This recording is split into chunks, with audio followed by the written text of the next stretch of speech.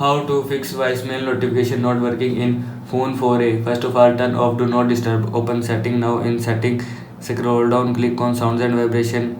Click on do not disturb and click on turn off now. After click on turn off now, do not disturb will be turned off from your phone. Now go back. After that, restart device. Swipe down, open quick setting panel, click on power off icon and click on restart. After click on restart, restart your device. Now go back. After that, allow notification, open settings, scroll down, click on apps. Now here you will see app search, voicemail app. Now click on voicemail app, click on notification and turn on this button. After turning on this button, allow notification from your phone. Now go back.